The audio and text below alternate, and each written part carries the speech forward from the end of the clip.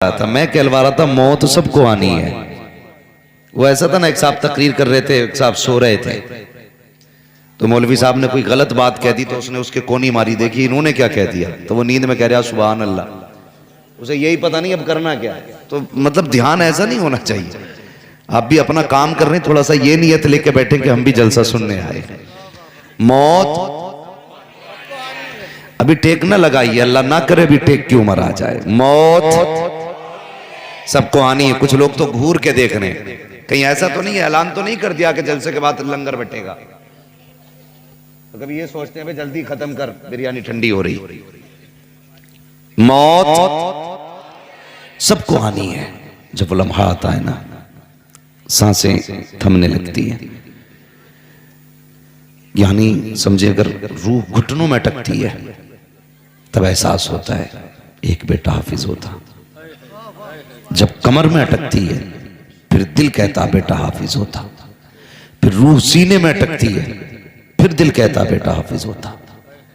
जब ये रूह हलक तक आती है और जबान पलटे मारती है ना, रूह निकलना नहीं चाहती, जिस्म तड़पता है, दर्द का एहसास होता है, तब दिल कहता है एक बेटा हाफिज होता।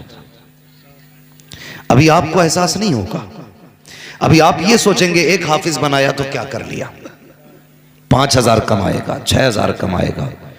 फख्र से कहो मैंने बेटा हाफिज बनाया, भले 6,000 कमाए, हलाल के लुक़्मे खाएगा, हराम के नहीं खाएगा। मैं चैलेंज करता हूं, ये 6,000 कमाने वाला उस 60,000 कमाने वाले से अफजल है जो दलाली के 60,000 खाता है। और ये पता चलेगा मरने के बाद कि हमने कैसी औलाद छोड़ी थी, कैसे बच्चे छोड़े थे हमने, कैसी नस्ल छोड़ी थी अपने पीछे। मैं उस बाप को सलाम करता हूं जिसने अपनी जिंदगी में मजदूरियां करके बेटों को हाफिज कुरान बनाया। आप इनके चेहरे देखें, कुछ दाढ़ी वाले भी हैं, कुछ बेदाढ़ी वाले भी हैं। इनमें बताओ कौन सा ऐसा हाफिज है जो मजदूरी नहीं कर सकता? जितने मुझे नजर आ रहे हैं, यकीनन इनमें हर बंदा 300-400 रुपए का काम कर सकता है। और साहिब जहां तक काम की बात है, हम एक पेड़ भी अपने घर में लगाते हैं ना, तो ये सोच के लगाते हैं कि इस पे या तो फल आएंगे, और फल ना भी आ सके ना तो कम से कम साया तो मिलता रहेगा। ये सोच के एक बंदा दरख्त लगाता है, फिर वो 10 साल 15 साल में दरख्त तैयार होता है। वो भी छोड़िए साहिब, आप मक्का लगाते हो, गेहूं लगाते हो, गन्ना लगाते हो, ये सोच के लगाते हो कि जब ये फसल बढ़ेगी, जब इसको काटूंगा तो मुझे इसका सिला मिलेगा, इससे मेरे घर के अंदर रिस्क आएगा, नाज आएगा, बेचूंगा तो पैसा मिलेगा। इतनी चीजें सोच के तुमने फसल लगाई है। अगर एक खेत से किसान को इतनी उम्मीद है, एक दरख्त से मालिक को इतनी उम्मीद है, एक बाग से मालिक को इतनी उम्मीद होती है, तो बताओ बेटे से बाप को कितनी उम्मीद रही होगी। जब बेटा पैदा होता है, बाप कहता है खुशियां मनाओ, खुदा ने बेटा दे दिया है, बुढ़ापे का सहारा है, रीढ़ की हड्डी है। लेकिन हैरत होती है साहिब, जब मैं देखता हूं कभी इदारों के अंदर आकर के, कभी छोटे बच्चों का मंजर देखें, कभी आप जवानों को देखें, आप छोटों को देखेंगे तो वो नक्शा नजर आता है, यार अब ये 7 साल का बच्चा है, इसे तो पानी पीने के लिए माँ की जरूरत थी, लेकिन मदरसे में आके कफील बन गया है, अपने कपड़े खुद धो रहा है, अपने बर्तन खुद धो रहा है, इतना होशियार हो गया है कि इसे मालूम है वुजू कितने पानी में होना है, इसे ये भी पता है कपड़े कितने पानी में पाक होंगे, ये भी जानता है गुस्ल कैसे किया जाना है। मालिक ये तेरा करम है, जब ये 7 साल का बच्चा मदरसे में कदम रखता है, इसे पता चल जाता है एक जवानी क्या है, उम्र क्या है। मगर बरअक्स इसके अगर जवानों को आप देखें तो हैरत होती है, दिल कहता है यार ये उम्र तो कमाई की उम्र थी, इसके बाप ने कौन सा पत्थर जिगर पे रखा, क्या बुढ़ापा नहीं आया था, क्या मजदूरी के दिन ना थे, क्या पैसे की जरूरत नहीं थी, सब कुछ था। लेकिन ये मदरसे में इस उम्र में क्या कर रहा है? कभी हाथ रख के पूछना, बेटे बता तो सही इस उम्र में क्या जरूरत थी? तुझे मजदूरी करके बाप का हाथ बटाना था, तुझे मेहनत करके बाप के बुढ़ापे का सहारा बनना था। तो जवाब आता है नादान, हमने दौलत के लिए बच्चे नहीं पाले हैं, हमने शान के लिए नहीं पाले, हमने बच्चे पाले हैं तो कुरान के लिए पाले हैं, दीन के लिए पाले हैं। पैसे से तो दुनिया कमाती है, लो ये बेटा मदरसे दे रखे हैं और बदले में कुछ नहीं चाहिए, बस इतना मुस्तफा कहते हैं ये भी मेरा है, इसका बाप भी मेरा। सुभान अल्लाह। नारे तकबीर, नारे रिसालत, नारे गौसियत, मसलके आला हजरत हजरत अल्लामा मुफ्ती हम्माद साहिब किबला उलमा अहले सुन्नत। मैं सलाम करता हूं उन माओं को जिन्होंने इन बच्चों को रोटियां बना के खिलाई है। मैं सलाम करता हूं उन बहनों को जिन्होंने वक्त से पहले इनके कपड़े धुल के तैयार किए, कि जिन्होंने ऐसे भाइयों की खिदमत की। ओ यार, वकील क्या देगा बहन को, जज क्या देगा बहन को, मंत्री क्या देगा बहन को, कोड़ी तो कोड़ी के वो कागजात जो आंखें बंद करके किसी के नहीं रह जाते। खुदा की कसम, तुमने उन्हें रोटी बना के खिलाई है जो तुम्हें वो जन्नत दे के जा रहे हैं जो खुदा नसीबों से दिया करता है। क्या बात है, सुभान अल्लाह। नसीबों से खुदा देता है। अल्लाह इन भाइयों को सलामत रखे। और याद रखिएगा मेरी एक बात, बहुत गौर से मेरी बात सुनिएगा, सबको औलाद प्यारी होती है कि नहीं? बोलो, नींद आ रही है तो बिल्कुल मत बोलो, और कोई सो रहा तो उठाना मत, इसलिए मत उठाना, अगर यहां मौत आ गई तो इंशाअल्लाह जन्नत में ही जाएगा। बोलें जरा या रसूल अल्लाह, या रसूल अल्लाह। जाग गए मौत के डर से, मौत अपने वक्त पे आ गई। मगर मेरी बात सुने, नसीब वाली हैं वो माएं जो ऐसे बेटों को दूध पिला के जिन्होंने परवान चढ़ाया, जिन्होंने बदले में कुरान के हिफ्ज की सनद माँ बाप को दी है। हिफ्ज की सनद मजाक नहीं होता है, ये तो माँ बाप है सागिर। उनकी बात आप देखो, बेटे किसी के भी हों खाने अपने घरों पे खिलाते हैं, ये इतनी बड़ी बात है। एक बूढ़ी औरत मदरसे गई, जाके कहने लगी मौलाना एक बच्चा चाहिए। क्यों? का खिदमत करनी है, कुरान वाला तो। उन्होंने एक बच्चा दे दिया। औरत बेवा थी। क्या थी?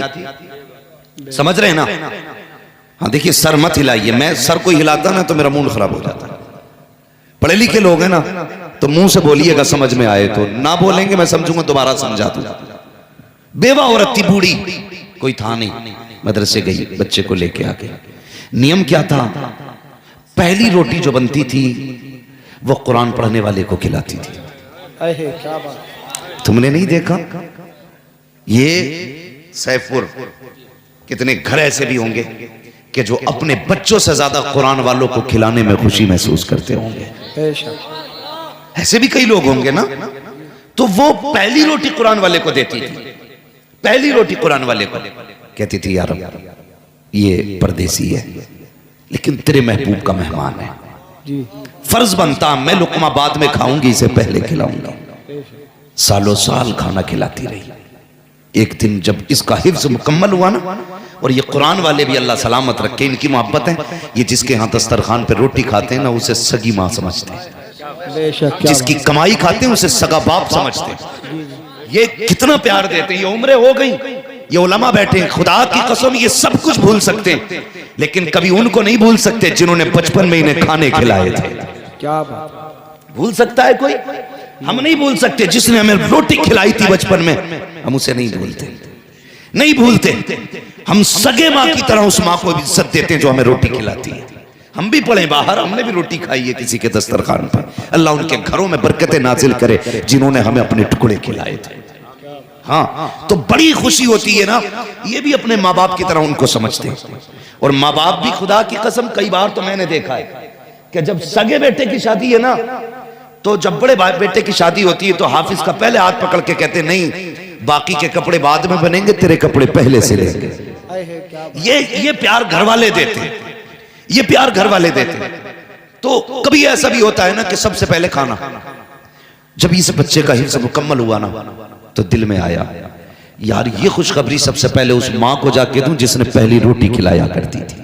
क्या बात। ये सोच के दरसगाह से उठा, दौड़ लगाई, दरवाजे पे पहुंचा, क्या देखता कि भीड़ लगी है लोगों की। कहा क्या बात है, कहा आज इस खातून का इंतकाल हो गया जो रोज तुझे पहली रोटी खिलाया करती थी। अल्लाह अकबर, दस्तरखान के आगे आया, आके दरवाजे को देखा, बूढ़ी माँ जनाजे पे लेटी हुई थी, आंसू पोंछता हुआ तालिब इल्म था, वापस चला गया, जाकर के किसी से बात नहीं की, गुजरा अपना कमरा बंद किया, आंसू बहा के कहता यार अब वो आ रही है जिसने मुझे रोटी खिलाई थी, आज वो दुनिया से जा रही है जिसने पहली रोटी का लुकमा मेरे मुंह में दिया था। ए मालिक मैं उसे क्या दे सकता हूँ, आज वो तेरी बारगाह में आ रही है, बस इतनी इल्तिजा है इसको जन्नत अता फरमा देना। अल्लाह अकबर। 3 दिन गुजरे हैं, गली में शोर हो रहा था, कोई कह रहा था मैंने इसे ख्वाब में देखा है, बड़े अच्छे लिबास में थी, किसी ने कहा मैंने भी देखा है, यह जन्नत की बहारों में थी, तीसरा कहने लगा मैंने कहा खातून बता तो सही क्या मामला हुआ, कैसी बनी गुजरी। उसने कहा जब मैं मर के कब्र में आई, रब ने कहा हिसाब को छोड़, तू जो लुकमे कुरान वाले को खिलाया करती थी, मैंने तुझे पहले लुकमे के बदले में जन्नत का हकदार बनाया। ऐसा क्या बात है। नारे तकबीर, नारे रिसालत, बस लगे आला हज़रत, चश्मे दस्तारबंदी। हाँ ये है कुरान वाले, इज्जत किया करो इनकी, खिदमत किया करो। आज सबसे ज्यादा मजलूम अगर कोई है तो ये कुरान वाले, बेशक सबसे ज्यादा मजलूम ये कुरान वाले। अगर कोई बात कहें तो कहे मैं दकियानूसी सोच है, कोई बात समझाएं तो पुरानी फिक्र वाला। हाँ हम पुरानी फिक्र वाले हैं, लेकिन खुदा की कसम हम 1400 साल पुरानी फिक्र रखते हैं। हम वो फिक्र रखते हैं जो फिक्र मुस्तफा ने अबू बकर को दी थी, जो मुस्तफा ने उमर को दी थी, जो मुस्तफा ने अपने उस्मान को दी थी, जो मुस्तफा ने अपने हैदर को दी थी। ये वो फिक्र वाले लोग। और याद रखिएगा खाली भतीजा समझ के ठोकरों में ना रखना, अपना भतीजा अपना पोता, चलवे पप्पू जुम्मन गुड्डू ना कहना, एहतराम करना। इसके सीने में कुरान की दौलत आ गई है। और कुरान की दौलत क्या है? सोने के हार, तुम तो जो चाहो दौलत लेके मर जाओ, कोई एजाज नहीं। लेकिन जब हाफिज कुरान का जनाजा उठता है ना, अल्लाह हुक्म देता कब्र को, खबरदार एक बाल भी बेगाना कर देना, तेरे अंदर वो आ रहा है जिसके सीने में मेरा कुरान है। अगर हाफिज कुरान की कब्र 100 साल बाद भी खोलोगे ना, तो कसम खुदा की जमीन मैली नहीं होती, जमन मैला नहीं होता, मोहम्मद के गुलामों का कफन मैला नहीं। बेशक, सुभान अल्लाह, सुभान अल्लाह। ये इनकी शान है। इसलिए इज्जत किया करो कुरान वालों, कद्र किया करो कुरान वालों, ख्याल रखा करो इनका। मैं गारंटी के साथ कहता हूँ, चैलेंज के साथ, सबसे नसीब वाले वो लोग हैं जिनके घर पे ये पढ़ने वाले खाना खाते हैं। कह दूं एक बात, नाराज तो नहीं होंगे? नहीं। कुछ ऐसे भी लोग हैं जिन्हें मौज आती है, खाली चौराहे पे कोई काम नहीं है, चाय पियेंगे और ये कहेंगे अरे थाली की खा रहे हैं, और इससे बड़ी थाली की कोई नहीं खा रहा है? नहीं साथ क्या, ये तो 70 की भी खाएंगे भाई। अल्लाह ने रिस्क बखेरा ही इतना मौलवी का। मेरे हुजूर ने कहा था नसीब वाला है जिसका रिस्क घर के जितने ज्यादा करीब है। हजरत आयशा सिद्दीका के हाथ उठ गए, या अल्लाह मेरे महबूब की उम्मत के उलमा का रिस्क बखेर दे। क्यों? कि जहां जहां ये रिस्क लेने जाएंगे वहां वहां मदीने वाले की बातें बताया करेंगे। सुभान अल्लाह, सुभान अल्लाह। समझ गए ना? इसलिए 7 और 70 का खाते, इसलिए कि ये दुआ भी उम्मुल मोमिनीन आयशा सिद्दीका की है, ये सच्चे बाप की सच्ची बेटी की दुआ है, इसलिए 70 हंडियों का खाते हैं। मगर सोच तो सही, चौराहे पे खड़े होकर कितनी आसानी से बकवास कर जाते हैं लोग, कहते हैं देखो तो सही फ्री की खा रहे हैं, थाली की खा रहे हैं। नहीं, खुदा की कसम तू सोच भी नहीं सकता, समझ भी नहीं सकता इनका रुतबा क्या है, इनकी अपनी शान क्या है। जरा सोच तो सही, ये चलें कब्रिस्तान से तो अल्लाह अजाब उठा दिया करता है, हाथ उठा के दुआ कर दे तो अल्लाह पेड़े पार कर देता है, अगर किसी के लिए बद्दुआ कर दे तो अल्लाह नहारे पट्ट कर देता है। इनकी जबान का मामला क्या है? सोच भी नहीं सकते हो। इनकी खिदमत किया करो, इनकी खिदमत किया करो। कितनी अजमतों वाले हैं ये, कितनी शानो शौकत वाले हैं ये, सोचो तो सही। अल्लाह अकबर फरमाया गया, ये जो तालिब इल्म हुआ करते हैं ये जन्नत की चिड़ियां हुआ करते हैं, जन्नत के परिंदे हुआ करते हैं। इनकी खिदमतें किया करो, इनको इज्जतें बख्शा करो। आज कितनी आसानी से हम किसी को भी जलील कर देते हैं, किसी को भी छोटा बड़ा कह करके उसकी औकात घटा दिया करते हैं। यहाँ जो चाहो कर लो, जो चाहो नाम दे दो, मरने के बाद पता चलेगा किसका कितना मकाम है। अल्लाह हुक्म देगा फरिश्तों को, जाओ पूरे अहले महशर में चले जाओ और जो कुरान वाले थे उन्हें बुला करके ले आओ। फरिश्ते कहेंगे मालिक बता तो सही, कुरान वालों की पहचान क्या है? किसी के बैच लगा है, किसी के बिल्ले लगे हैं, या किसी के कांधे पे लिखा है कि ये कारी कुरान है, या किसी के माथे पे लिखा है ये कुरान वाला है। रब फरमाएगा नहीं नहीं, न किसी के बिल्ले लगे हैं, न किसी के बैच लगा है, न किसी के माथे पे लिखा है, न किसी के कांधे पे लिखा है। का मालिक पहचानेंगे कैसे? फरमाएगा जाओ सबके मुंह सूंघना, जिसके मुंह से मुश्क की खुशबू आती होगी वही कुरान वाला हो। बेशक सुभान अल्लाह सुभान अल्लाह, बहुत अच्छे, क्या बात है, बहुत खूब, सुभान अल्लाह सुभान अल्लाह। से खुशबू आती होगी बेशक कुरान वाला होगा। एक बच्चे को नहीं पढ़ाएगा, एक को भी, नस्ल में शायद एक भी पढ़ा हुआ ना हो, और जाहिल हो के खुद सबसे बड़ा मुफ्ती बनता। क्या? हाँ, हमसे पूछो मौलवियों की बातें, सुभान अल्लाह। हमसे पूछो, तुझसे पूछे बता निकाह में कितने फर्ज है, कितने वाजिब है, कितनी सुन्नतें बता, चल ठेकेदार बना घूम रहा दीन का। उलमा को छोड़ के है कोई जो बताए निकाह में कितने फर्ज है, कितने वाजिब, कितनी सुन्नतें? उलमा को छोड़ के, तलबा को छोड़ के नहीं बता सकते तो चौराहों पे मुंह मत बजाना। क्या बात है, हक बात है। मैंने वो बात पूछी है जिससे सबका सबका है। मैयत नहलाने का तरीका नहीं पूछा है जो गांव में एक ही होता है। निकाह तो सभी का होगा इंशाअल्लाह। अरे ये बुड्ढे बुड्ढे ही गर्दन हिला रहे हैं, ये जवान क्यों नहीं बोल रहे भाई? सबका ही होना निकाह। अगर खाली निकाह बोल दो तो मुराद कुछ और ले लें। जी जी चलो शादी तो सबकी होगी ना? जी हाँ देख, शादी सब समझ के निकाह सोच रहे नंबर 2 वाला, जबकि असली निकाह है। असल निकाह असल क्या है? निकाह है। ये नहीं पता निकाह में कितने फर्ज, कितने वाजिब, कितनी सुन्नत है। मगर कड़ो कहेगा ये इमाम रखने का नहीं है भाई, ये इमाम रखने का नहीं है। कहा क्यों? कि किरात सही नहीं है। क्लास से हाँ? वो आदमी कहता किरात सही नहीं जिसे कलमा याद नहीं। जी मेरे एक दोस्त थे ना, मैं वहां जलसा करने गया तो वो इत्तेफाक से उसी दिन आए थे, और मालूम है कौन थे मेरे दोस्त? वो मुफ्तियों को पढ़ाया करते थे। तो एक बुड्ढा कह रहा खड़े होके जी पहले इम्तिहान लेंगे बाद में नमाज पढ़वाएंगे। हाँ तो बोले क्या इम्तिहान लेना? कह रहे इम्तिहान लेंगे। ये बोलना भी नहीं आता ना, इम्तिहान लेंगे। क्या लेगा भाई? नात सुनाओ। मुफ्ती का इम्तिहान ले रहा, कह रहा नात सुनाओ। जी जी अच्छा गवैया अच्छा है तो नमाज हो जाएगी। तकरीर सुनाओ, अच्छा चीख अच्छा लेता नमाज हो जाएगी। असल है कुरान। जी जी जब तक कुरान दुरुस्त मायजूज़ु बिहिस्सला, इतना दुरुस्त कुरान नहीं होगा जितने से नमाज दुरुस्त हो सके, उस वक्त तक नमाज ही नहीं होगी ना। आज तो जिसकी मर्जी आती है कान पकड़ के कहते हैं चल बे चल निकल। ये सोचता है इमाम मेरे बाप की बाप होती है। लोग पूरा गांव से पूरा कहता है मैंने नहीं निकाला जी, उसने निकाला। हमारी आदत देखिए, ये हर गांव की कहानी है। मैंने नहीं निकाला, उसने निकाला। क्या कह, मैं वो बड़ा आदमी, बड़ा गंदा आदमी है, उसने निकाल दिया। मैं कहता हूं इतना गंदा वो नहीं जितने गंदे तुम हो। क्या बात है। क्योंकि एक गंदा आदमी एक पारसा को निकाल के खड़ा कर दे और तुम्हारे मुंह पे ताला लगा रहे। बहुत अच्छे बहुत अच्छे। गंदा वो नहीं, गंदे तुम हो। हकीकत ये है बात हक और गलत की हुआ करे तो आगे बढ़ जाया करो, फिक्र न किया करो। यही हक वालों की पहचान है, इसीलिए तो आवाज आती है। डल न सकते थे अगर जंग में अड़ जाते थे, पैर शेरों के भी मैदान से उखड़ जाते थे। अरे दश्त तो दश्त है, दरिया भी न छोड़े तूने, दर पहरे जुल्मात में तोड़ा दिए घोड़े। बेशक नारे तकबीर, ए रिसालत, अहले सुन्नत, जिंदा है। अल्लाह अकबर या रसूल अल्लाह।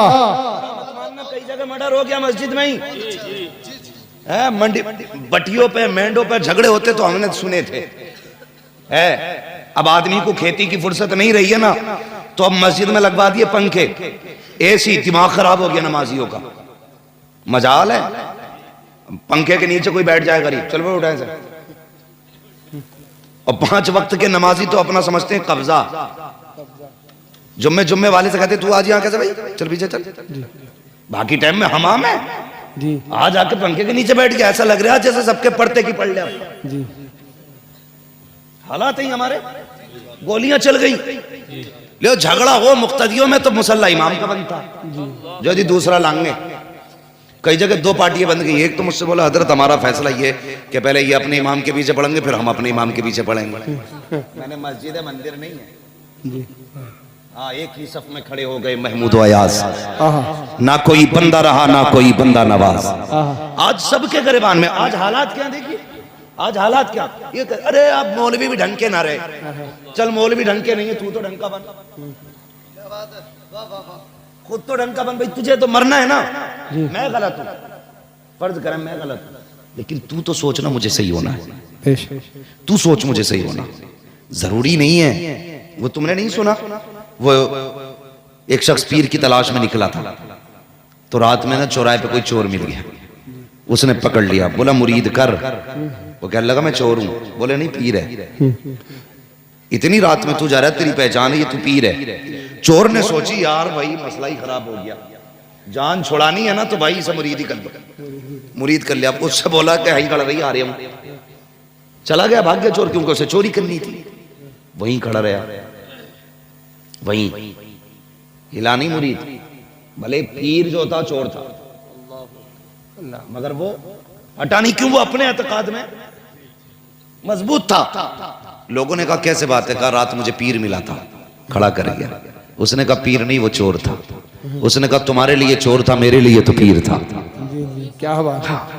फिर रब का करम ऐसा हुआ, उस चोर को भी रब ने वली बना दिया था।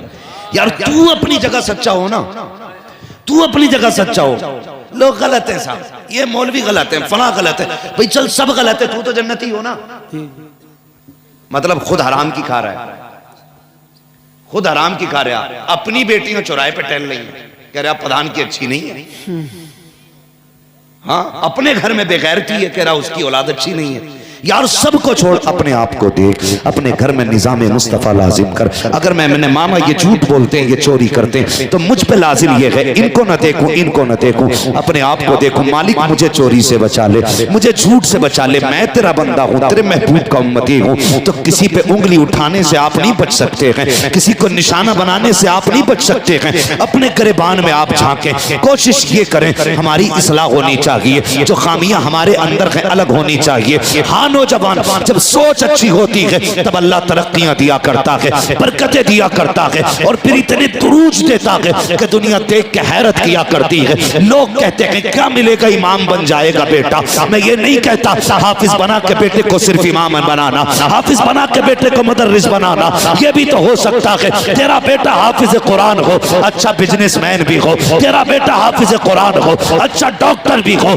तेरा बेटा हाफिज कुरान हो, अच्छा वकील भी हो, तेरा बेटा हाफिज कुरान हो, अच्छा इंजीनियर भी हो, तेरा बेटा हाफिज कुरान हो, अच्छा बेहतरीन जज हो। अगर तुम्हारे सीनों में कुरान की दौलत होगी तो कान पे बैठोगे तो 900 ग्राम नगी तोलोगे, अगर नापोगे तो आधा लीटर कम नगी दोगे, अगर नापोगे तो कपड़ा सेंटीमीटर में कम नगी होगा, दवाइयां दोगे तो पानी नहीं भरोगे सिरिंजों में, अगर अदालतों में होगे तो वकालत में झूठ नहीं बोलोगे, अगर इंसाफ की कुर्सी पे होगे तो किसी का दिल नहीं दुखाओगे, अगर तुम्हारे हाथ में कानून आएगा किसी पे सितम ना करोगे, बल्कि जब कुर्सी पे बैठोगे दुनिया कहेगी कहीं और ना जाना, वहां जाओ, खुदा की कसम वहां इलाज भी होता है, मदीने वाले का फैज भी मिला। बेशक धारे तकबीर, धारे रिसालत, धारे गौसियत, बस लगे आला हजरत जश्न दस्तार बंदी हजरत अल्लामा मुफ्ती हमाद रज़ा साई किबला मुरादाबादी। इन मदरसों का एहसान है, ये जो टोपियां सलामत है, जिसे अपनी काबिलियत पे घमंड हो ना वो खड़ा हो जाए, और यहां ना हो तो कमरे में बैठ ले इंशाअल्लाह। जितना नशा चढ़ा होगा ना काबिलियत का, सारा ही उतर जाएगा 2 सेकंड में। इल्म खेल नहीं है, बहारे उर्दू के 4 हिस्से पढ़ के किसी मौलवी से ना उलझा करो, वरना हशर अच्छा नहीं होगा। ये बता के जा रहा हूं, हशर अच्छा नहीं होगा। ये मदरसे जो आज टोपियां सलामत हैं, ये मदरसों की देन है जो आज दाढ़ियां सलामत है। जो चनों में कलमा पढ़ लेते हो ना, ये मदरसे की देन है। जिन इलाकों में मदरसे नहीं है जाके देखो, वहां कलमा तक बच्चों को नहीं आता है, कलमा तक नहीं आता वहां के बच्चों को, जहां मदरसे नहीं है। पहचान नहीं होती है मुसलमान है कि गैर मुस्लिम है। पहली बात, हम तो उस एरिया में रहते हैं जहां हमारी कसरत है। दूसरी बात, उलमा की कसरत है। मदारिस इतने, खुदा की कसम परेशानी की जरूरत ही नहीं, वरना दौर देखो कैसे कैसे दौर गुजरे हैं। अल्लाह अकबर। नाम सुना होगा आपने मखदूम माहिमी का, सुना है ना? कहाँ है ये? अल्लाह सलामत रखे। कोई जवान बोला है मुंबई में, यकीनन वो गया होगा। कहाँ है मजार शरीफ इनका? मुंबई में। अल्लाह करे सारे अल्लाह वालों के मजारों पे जाया करे। यही मसला क्या हालात रहता है, समझ गए भाई? मसला क्या हालात है। बहुत चिड़ भी हो रही है आजकल ना, रिश्ते भी शादियां बहुत चल रही भाभी। इधर भी हाथ मार रहा है, इधर भी कह रहे जी हम किसी को बुरा नहीं कहते, हम किसी को बुरा नहीं कहते, ये भी जन्नती है वो भी जन्नती। वो लट फिरेगा ना कि सारी इंसानियत निकल जाएगी जो दिखा रहा है। दो रंगी छोड़ दे एक रंग हो जा, सरासर मोम हो जा या सरासर संग हो जा। मैं बता रहा हूँ इल्म क्या चीज है। मखदूम माहिमी यतीम हो गया, बचपन से यतीम। माँ से कहने लगे, माँ मुझे इल्म से इश्क है, माँ मैं इल्म सीखना चाहता हूं। तो ऐसे मदरसे दरवाजों पे नहीं थे, ये तेरा मेरा नसीब है। इधर आंख बंद नहीं होती, उधर कुरान पढ़ने वाले पहले आ जाया करते। ये मुकद्दर है अपना अपना। हाँ, तो कहने लगे माँ मैं पढ़ना चाहता हूं। माँ ने कहा लखते जिगर नूरे नजर, इकलौता बेटा है मेरा, तू अगर जाएगा ना तो फिर तेरी माँ का दिल नहीं लगेगा। ये तो इकलौते थे, जाओ। ये जो बैठे ना, ये माओ के लाल, अगर ये बाहर और प्रदेश के हैं ना, तो अगर इनकी माओ के 4-4 बेटे और भी हैं ना, तो इनकी रुखसती पे माँ भी रोई होगी। 4 बेटे होते हुए भी इनको माँ ने जुदा करते वक्त आंसू बहाए होंगे। इनके लिए बहन भी रोई होगी, भाई भी रोया होगा, है कि नहीं? रोए होंगे। अगर 4 बेटों के 5वें पे इतना प्यार है, फिर जिसका एक ही मखदूम हो, उस मां को कितना प्यार हो। मां ने कहा था लखते जिगर नूरे नजर, अगर तू गया ना तो तेरी मां का जी नहीं लगेगा। 5 मिनट के लिए नजरों से ओझल हो जाता है ना, तेरी मां का दिल नहीं लगता। बेटे मुझे छोड़ के ना जा।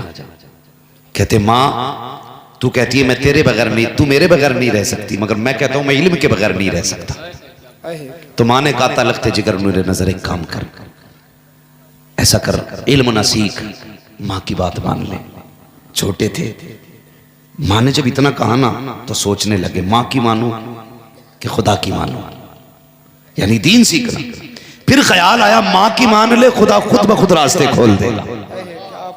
नहीं गए, कहने लगे माँ तेरी मर्जी है, मैं नहीं जाऊंगा। माँ के कदमों में बैठ गए, लेकिन इश्क था इल्म से। अल्लाह अकबर। अब जरा सोचिए तो सही, इश्क था इल्म से, रोते रहे, क्या करे, दिल नहीं लग रहा था। दरिया के किनारे चले गए। जब समंदर के किनारे गए, आप एक पत्थर पे बैठ के आंसू बहा रहे थे। इतने में कोई हसीन और महजबीन आया, बड़े खूबसूरत चेहरे वाला, सफेद लिबास है। जैसे सामने से आते देखा, बच्चे ने उनको देखा, उन्होंने बच्चे को देखा। आने वाले ने मखदूम माहिमी को सलाम किया, बच्चे ने जवाब दिया। उसके बाद वो बुजुर्ग कहते हैं बेटे बता तो सही, आंखों में आंसू कैसे हैं, चेहरे पे अफसरदगी कैसी है। बच्चे ने कहा था जनाब आप अपना काम कीजिए, मुझे मेरा काम करने दीजिए, बताओ ना बेटे क्या बात है। तो आप मखदूम माहिमी रो के कहते हैं मेरा जी चाहता था मैं इल्म सीखूं, लेकिन मेरी माँ मुझे परदेश जाने की इजाजत नहीं देती। आखिर मैंने इल्म की जिद छोड़ दी, माँ की खिदमत में रहने लग गया। इतना सुनना था। आने वाले ने कहा बेटे कहा जी एक बात बात बताओगे? कहा क्या? कहा अगर इजाजत हो तो मैं तुम्हें रोज पढ़ाने आ सकता हूँ, यही पढ़ने के लिए आया करना, मैं तुम्हें पढ़ाने आया करूंगा, लेकिन मेरी एक शर्त है। कहा कौन सी शर्त? कहा किसी को बताओगे नहीं कि मैं कौन हूँ। कहा हजरत जी मैं तो जानता ना कि आप कौन हो। आने वाले ने कहा बेटे मुझे नहीं जानता, मुझे खिज्र कहा जाता है, मुझे खिज्र कहा जाता है, मैं आपको पढ़ाने आऊंगा, लेकिन शर्त यह है किसी को बताओगे नहीं, रोज इसी टाइम आया करना।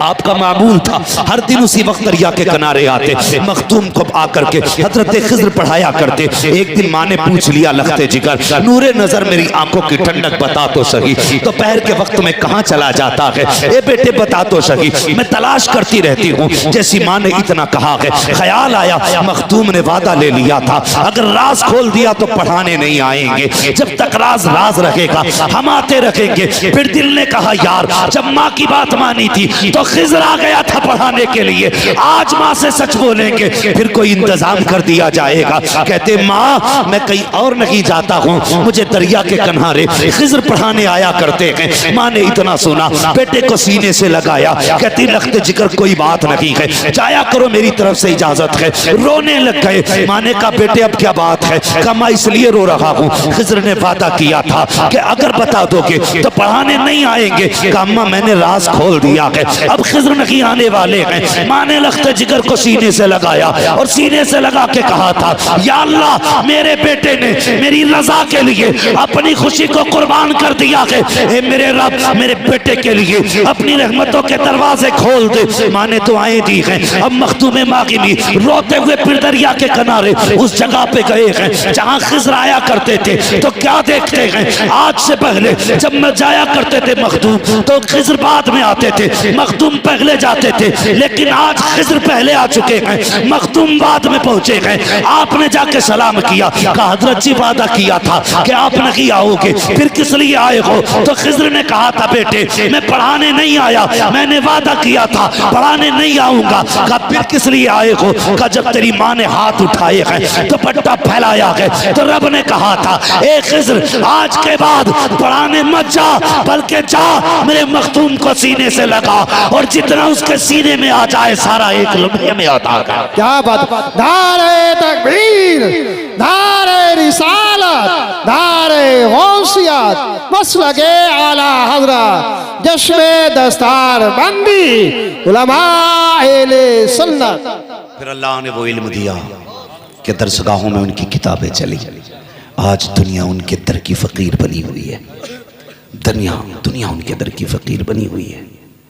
आप देखें तो सही, इल्म के बगैर क्या है? कुछ भी नहीं है।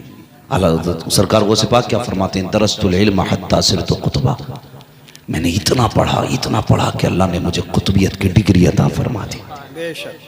हाँ आज ना वो देखो 6 अंगूठी पहन के आएगा और कहेगा जी मुल्ला और फकीरों की नहीं बनती है। बनेगी भी कैसे भाई? बनेगी भी कैसे? तू शैतान की नस्ल से है, हम हुजूर के वारिस हैं, तेरी हमारी तो बनने वाली है ही नहीं।